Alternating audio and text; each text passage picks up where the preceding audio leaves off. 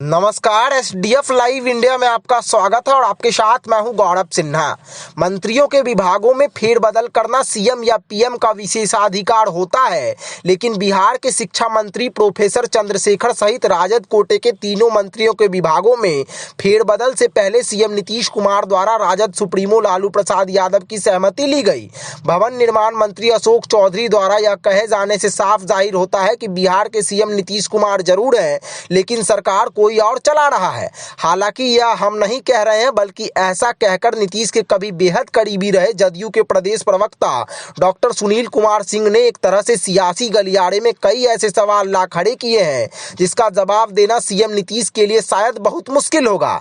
लगभग 15 वर्षों से सीएम नीतीश के सुर में सुर मिलाने वाले जदयू के कदावर नेता रहे सुनील कुमार सिंह क्यों बेसुरे हो गए और उनके द्वारा रामलला की प्राण प्रतिष्ठा के दिन अपने पद और पार्टी की प्राथमिक सदस्यता से इस्तीफा देने का वास्तविक कारण क्या है, यह तो स्वयं जदयू के मुखिया नीतीश ही बता सकते हैं। लेकिन पत्रकारों से मुखातिब हुए सुनील कुमार सिंह ने स्पष्ट कहा कि सरकार और जदयू संगठन कोई गैंग चला रहा है। सुनील सिंह के मुताबिक पार्टी और सरकार के नेता नीति और नियत में खोट है, एक दूसरे को पटकनी देने की होड़ लगी है और सीएम नीतीश मूक दर्शक बनकर रह गए हैं। जिस नीतीश कुमार के व्यक्तित्व और कार्यशैली से प्रभावित होकर वह जदयू में आए थे, उस नीतीश के व्यक्तित्व में गिरावट आ गई है। पार्टी में नेता कार्यकर्ता घुटन महसूस कर रहे हैं। नीतीश सस्पेंस फिल्म के डायरेक्टर बनकर पार्टी और सरकार चला रहे हैं। वह व्यतीत होकर पार्टी से निकले हैं। स्थिति में अगर सुधार नहीं हुआ तो और बहुत सारे नेता कार्यकर्ता पार्टी छोड़ेंगे, फिर जदयू का हाल बहुत बुरा होगा। जदयू को अलविदा कहने वाले डॉक्टर सुनील कुमार सिंह ऐसे पहले नेता नहीं हैं जिन्होंने पार्टी के अंदर चल रही नकारात्मक गतिविधियों को उजागर किया है। इसके पहले नीतीश के बेहद करीबी रहे चुनावी रणनीतिकार प्रशांत किशोर, आरसीपी सिंह, उपेंद्र कुशवाहा, सुहेली मेहता, रणवीर नंदन सरीखे कई नेता जदयू की अंदरूनी स्थिति को उजागर करते हुए पार्टी से अपने आप को किनारा कर चुके हैं। पार्टी के अंदर की स्थिति को नीतीश कुमार भी अब शायद समझ चुके हैं और शायद यही कारण है कि उन्होंने ललन सिंह को सम्मानजनक विदाई देकर पार्टी की पूरी कमान अपने हाथ में ले ली और धीरे धीरे जदयू और सरकार को पटरी पर लाने की कोशिश में लगे हैं। जदयू की कमान अपने हाथ में लेने के बाद सबसे पहले ललन सिंह खेमा के सभी सदस्यों को संगठन में किनारा लगाया और उसके बाद रामचरितमानस सहित सनातन धर्म पर अनर्गल बयान देने वाले बिहार के शिक्षा मंत्री प्रोफेसर चंद्रशेखर का विभाग बदलकर राजद सुप्रीमो लालू प्रसाद यादव और डिप्टी सीएम तेजस्वी प्रसाद यादव को यह स्पष्ट संकेत दे दिया कि आई एम बॉस।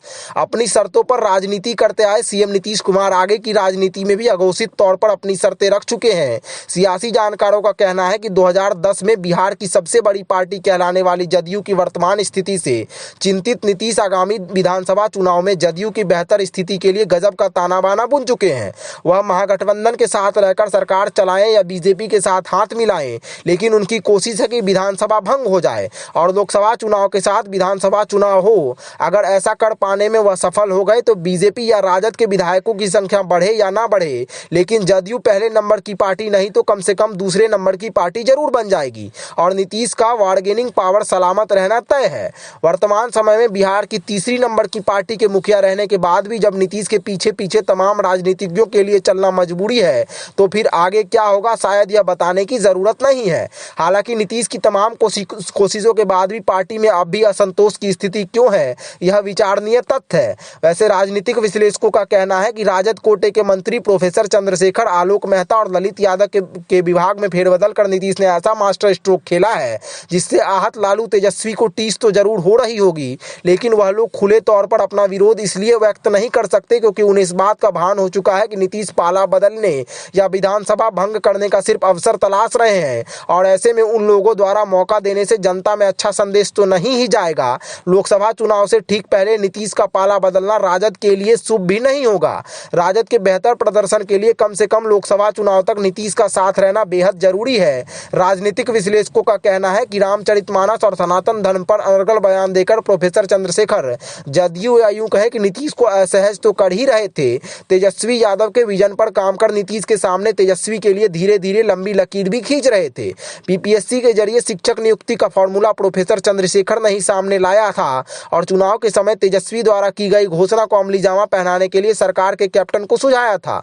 शिक्षक नियुक्ति और रोजगार का क्रेडिट जब तेजस्वी बटोरने लगे तो उनका कद छोटा करने के लिए नीतीश ने यह कहना और कहलवाना शुरू कर दिया कि पूर्ववर्ती सरकार के कार्यकाल में 7 निश्चय 2 के तहत शिक्षक नियुक्ति और रोजगार का अवसर तलाशा गया था।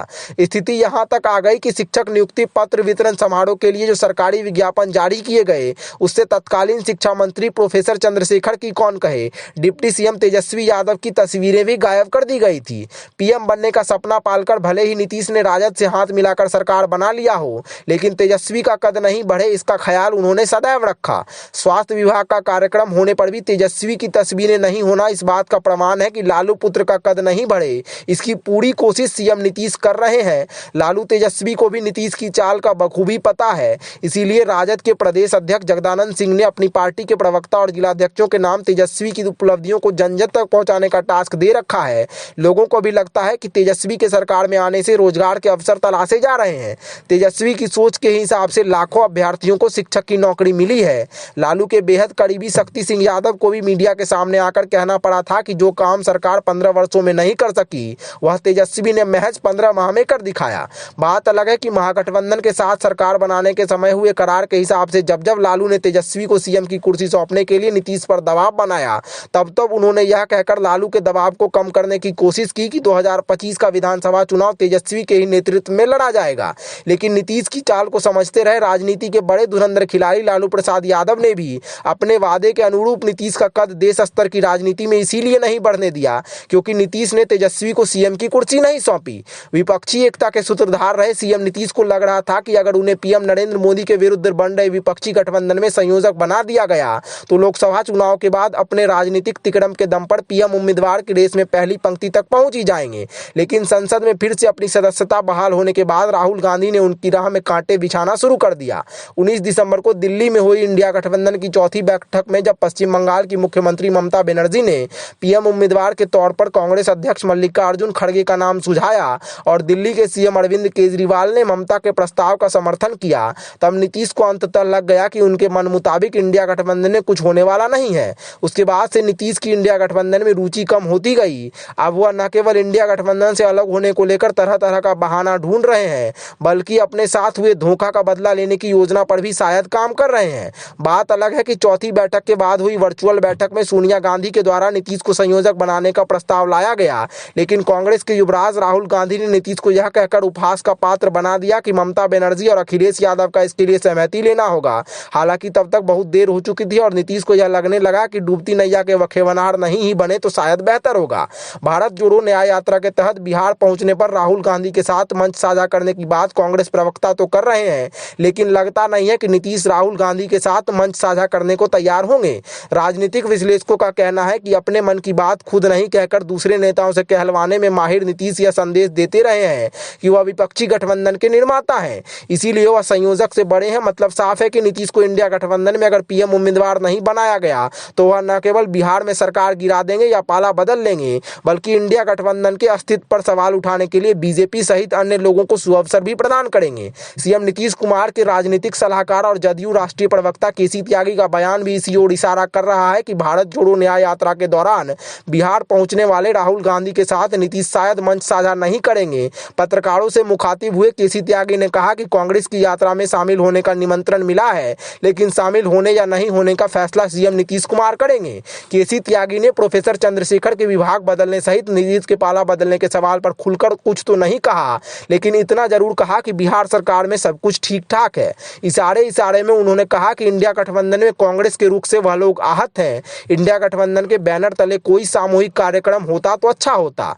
उन्होंने कहा कि नीतीश कुमार की यही इच्छा रही है कि बीजेपी की शक्ति को पहचान कर उसके विरुद्ध सामूहिक नीति तय होने चाहिए, लेकिन कांग्रेस ने इस पर ध्यान नहीं दिया। सीट शेयरिंग पर उन्होंने कहा कि यूपीए में राजद सबसे बड़ी पार्टी है। जदयू द्वारा जीती हुई 16 सीटों की डिमांड राजद की गई है। जल्द ही सीट बंटवारा हो जाना चाहिए। 2 दिन पूर्व प्रोफेसर चंद्रशेखर का डिमोशन करते हुए राजद कोटे के मंत्रियों का विभाग बदलने के बाद नीतीश को लगा था कि लालू, तेजस्वी या चंद्रशेखर की कड़ी प्रतिक्रिया सामने आएगी, लेकिन ऐसा कुछ हुआ नहीं। चंद्रशेखर तो क्या, लालू तेजस्वी ने भी इसलिए चुप्पी साध रखी है क्योंकि उन्हें भी लग गया है कि नीतीश एक बार फिर पलटी मारने को बेताब है। मंगलवार की सुबह जब वह वित्त मंत्री विजय चौधरी के साथ राज्यपाल से मिलने गए तो सियासी गलियारे में अटकलों का बाजार गर्म हो गया।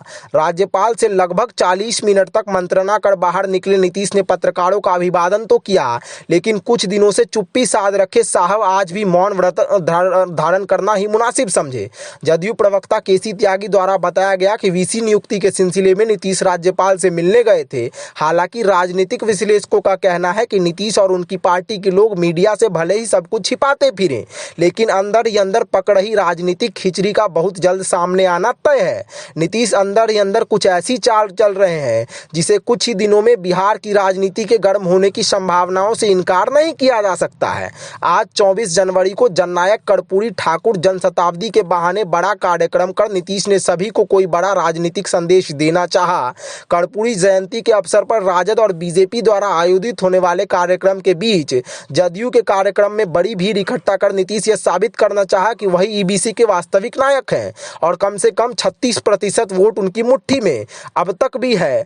पूर्व सीएम कर्पूरी ठाकुर को भारत रत्न दिए जाने की घोषणा पर नीतीश ने पीएम नरेंद्र मोदी की तारीफ की और परिवारवाद के बहाने लालू पर निशाना भी साधा। कुल मिलाकर कह सकते हैं कि जननायक कर्पूरी ठाकुर के प्रति कृतज्ञता प्रकट करते हुए सबने अपनी डफली और अपना राग छेड़ा।